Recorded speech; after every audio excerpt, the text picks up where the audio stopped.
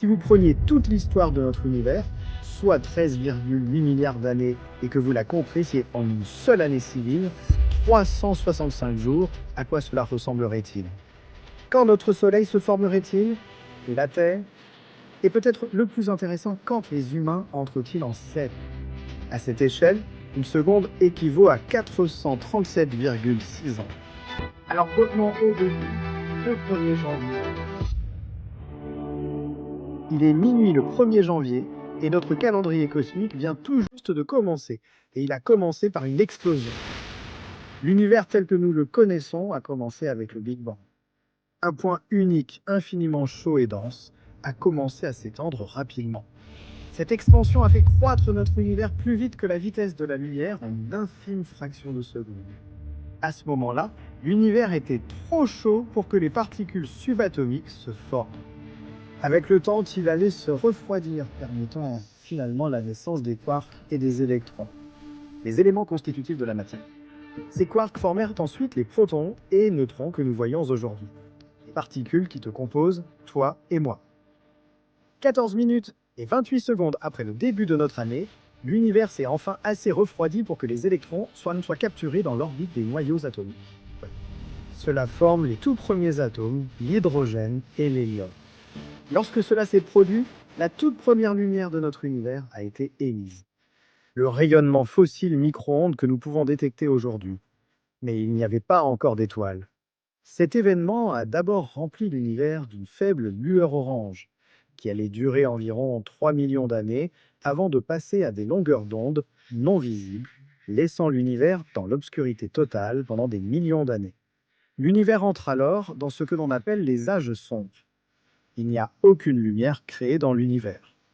C'est juste sombre et solitaire. Et puis le 8 janvier, quelque chose de magnifique se produit. À partir du gaz et de la poussière créés lors du Big Bang, la gravité est entrée en action et a forgé les premières étoiles. Ces étoiles, très différentes du Soleil, étaient composées de 75% d'hydrogène et 25% d'hélium. Les étoiles fusionnent des éléments légers en plus lourds dans leur cœur, créant les métaux présents dans l'univers. Et comme il s'agissait littéralement des premières étoiles de notre univers, il n'existait tout simplement aucun moyen de créer des éléments plus lourds avant cela. Ces étoiles auraient été des dizaines, voire des centaines de fois plus massives que notre Soleil et auraient vécu moins d'1 million d'années. Maintenant, comme elles ont existé il y a si longtemps et n'ont vécu qu'une période aussi courte, eh bien par rapport aux étoiles d'aujourd'hui, nous n'avons en fait pas encore trouvé aucune de ces mystérieuses premières étoiles dans nos observations. Nous sommes le 19 janvier et l'univers est désormais rempli d'étoiles brillant intensément et explosant en supernova. La gravité est à l'œuvre et a enfin commencé à former les premières galaxies. Elles commencent assez petites, mais finiraient par grandir avec le temps en fusionnant avec leurs galaxies voisines. Quelques jours plus tard, à peine, notre galaxie, la Voie lactée, voit le jour. À ce stade, l'univers n'a que 6% de son âge actuel. Au même moment, la magnifique structure de l'univers, telle que nous la voyons aujourd'hui, cette toile cosmique visuellement similaire aux réseaux neuronaux du cerveau humain, commence à prendre forme. La gravité pousse les amas de galaxies à fusionner et à devenir les superamas présents dans l'univers aujourd'hui. Il aurait fallu attendre jusqu'au 11 avril pour que les premières étoiles comme notre Soleil commencent à se former. Ces étoiles auraient été remplies d'éléments plus lourds comme le fer et le carbone, permettant à des systèmes planétaires, comme le nôtre, de commencer à se former avec des planètes rocheuses semblables à la Terre. Cela pourrait bien marquer un point distinct dans l'histoire de notre univers où les planètes capables de soutenir la vie ont commencé à se former, créant ainsi une nouvelle ère dans l'univers. Et c'est arrivé. Le 1er septembre, notre Soleil et le jeune système solaire commencent à se former. Au début, là, le proto-Soleil naît et les planètes géantes Jupiter, Saturne, Neptune et Uranus commencent toutes à prendre forme. À cette époque, Neptune et Uranus étaient beaucoup plus proches du système solaire interne qu'actuellement. Certains astronomes penseraient même qu'à ce stade, une ou plusieurs planètes géantes de glace auraient pu se former avant d'être éjectées de notre système solaire. Le Soleil s'allume pour la première fois fusionnant l'hydrogène en hélium, entamant ainsi sa durée de vie de 10 milliards d'années. 2 jours plus tard, les planètes rocheuses se forment. La Terre, Mars, Mercure et Vénus sont celles que je m'attendrais à ce que vous connaissiez. Et qu'en est-il de Theia?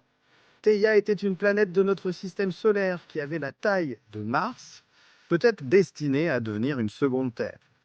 Mais ensuite, la grande collision s'est produite. Theia est entrée en collision avec notre jeune Terre avec une force incroyable, projetant des débris partout dans le jeune système solaire. Des cendres, Theia s'est relevée et a survécu. Mais pas en tant que planète, en tant que notre Lune.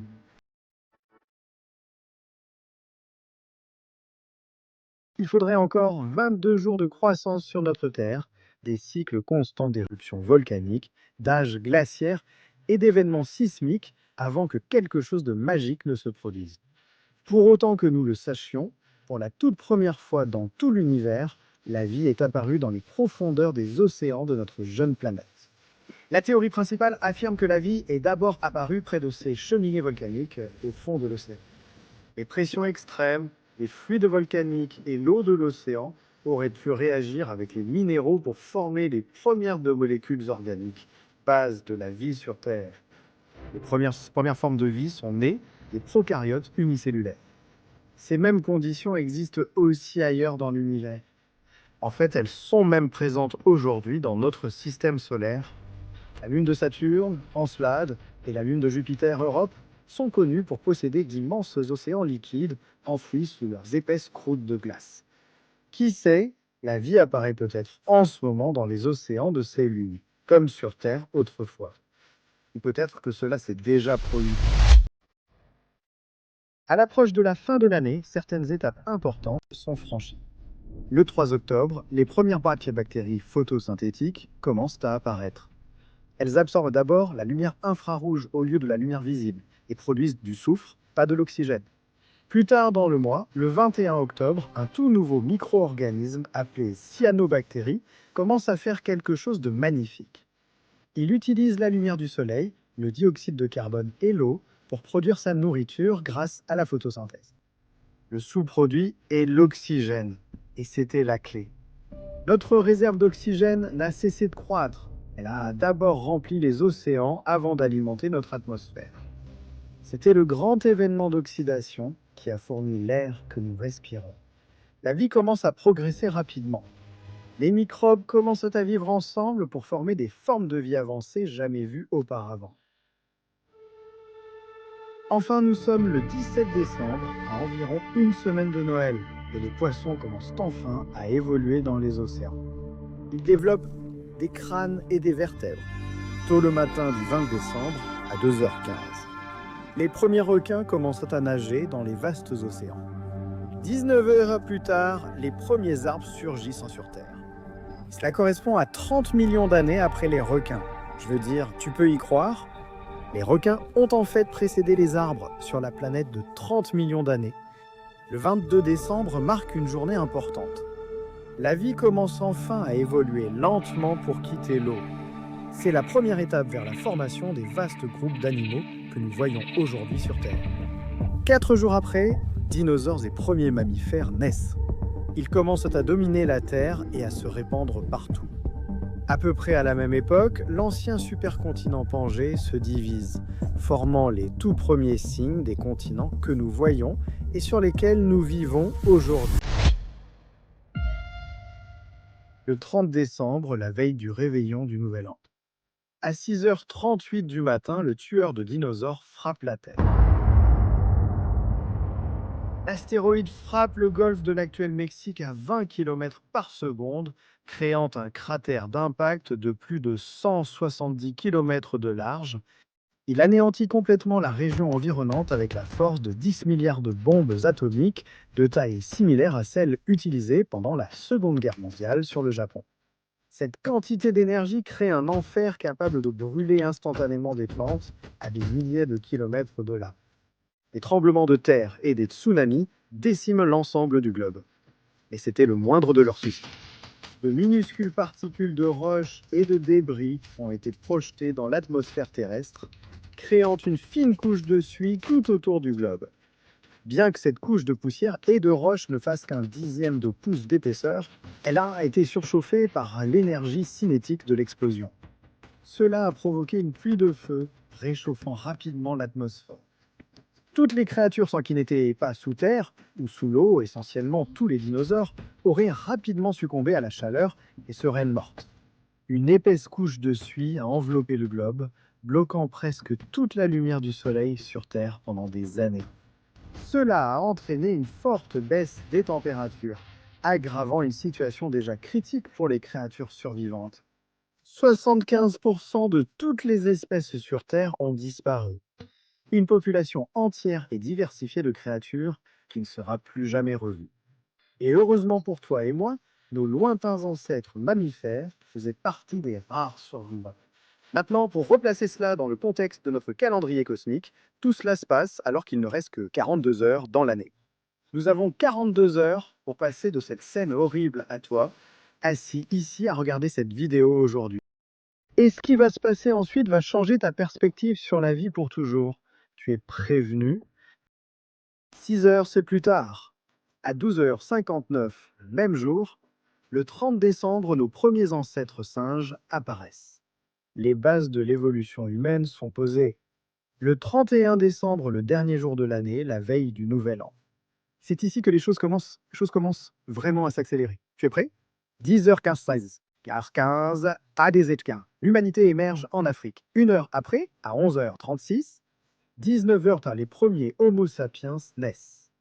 Les humains marchaient maintenant sur la Terre. Et il ne reste que 23 minutes avant minuit. L'horloge indique 23h59 et 31 secondes 29 secondes avant minuit, alors que l'agriculture vient d'être inventée par les humains.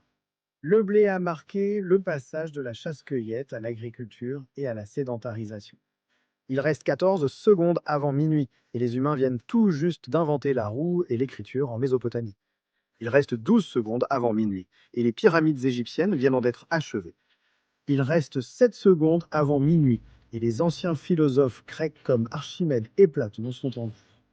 Il reste 3 secondes avant minuit et Nicolas Copernic vient tout juste de découvrir que la Terre n'est pas le centre de l'univers. Il reste 1 seconde avant minuit. Les 400 dernières années de l'histoire humaine sont compressées dans cette ultime seconde.